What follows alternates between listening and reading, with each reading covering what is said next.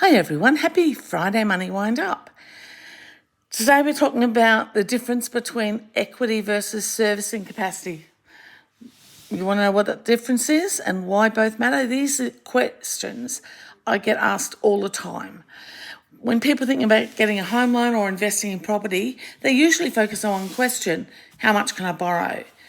And they get confused because they've got equity in their property. Lenders actually look at two completely different things before answering that question: your equity and your servicing capacity. So a lot of borrowers confuse the two, and confusion can lead to frustration when a bank says no, even when the borrower owns plenty of property. So here's the reality: you can have strong equity and poor servicing.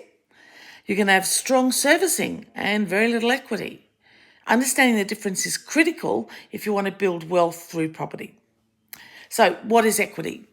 Equity is the portion of a property that you actually own. I often laugh and say that for a long time, I owned the foyer of my house and the bank owned the rest.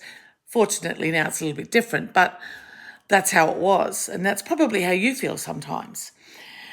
So it's a difference between property value minus your loan balance. That's your equity. For example, if your property is worth $900,000, you've got a mortgage of $500,000, then your equity is $400,000. Simple. What is usable equity? Now, you might have $400,000 equity, but this is where people get caught out. Just because you have equity doesn't mean you can access all of it. Most lenders will generally allow borrowing up to 80% of the property value without lender's mortgage insurance. For example, again, that $900,000 property, 80% of the value is $720,000. You've got a $500,000 mortgage on it already. So the usable equity is about $220,000. That usable equity can potentially be used as a deposit for another property or renovations, debt consolidation, or investment purposes. So go and figure it out if you can. But now let's talk about your servicing capacity. Servicing capacity is your ability to afford those repayments. So this is based on things like income, existing debts, credit card limits, living expenses, number of dependents, interest rates, and the loan term. So in simple terms, equity gets you through the door. Servicing determines whether the bank lets you stay there. So why servicing matters more than most people think: banks don't just ask, do you have enough assets? They ask, can you comfortably afford this debt if interest rates rise?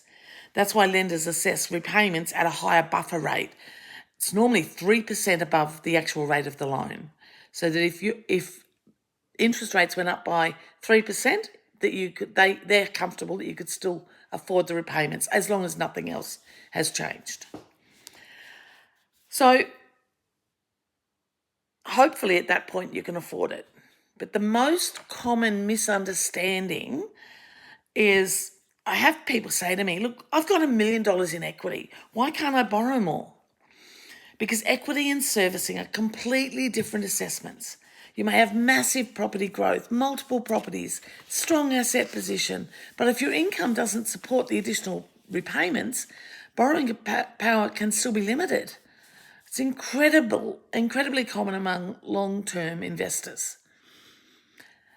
So a real-world scenario: you've got an investor that has 3 properties, has $1.5 million in combined equity, earns $95,000 a year, has large existing debts. Result: plenty of equity, weak servicing, limited ability to borrow. And they will take into account any rental income that comes in there, but it may not be enough. And particularly now with no negative gearing being able to be applied to any new rentals, it's going to affect it.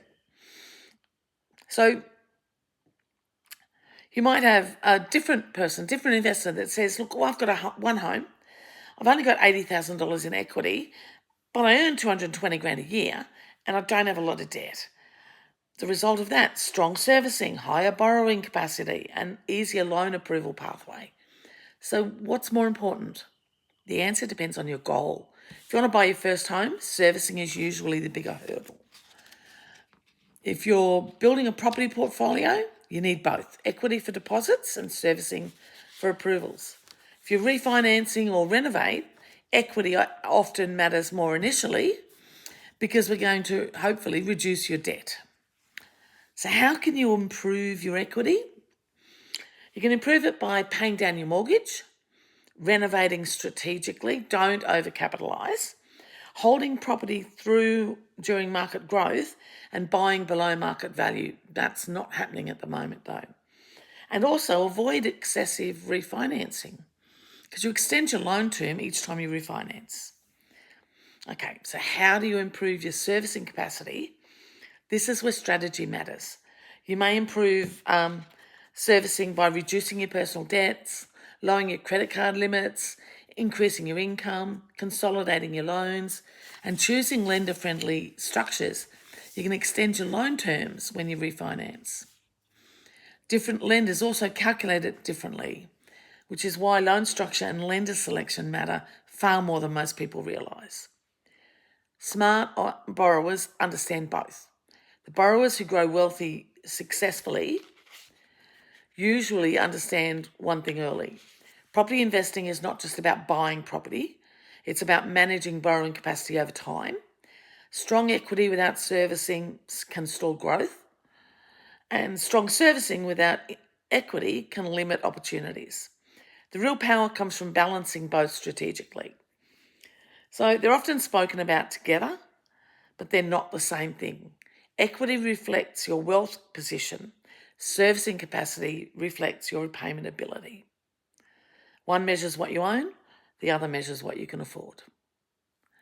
So, if you want to talk more about it, hit me up for it. Happy Friday Money Wind Up, everyone.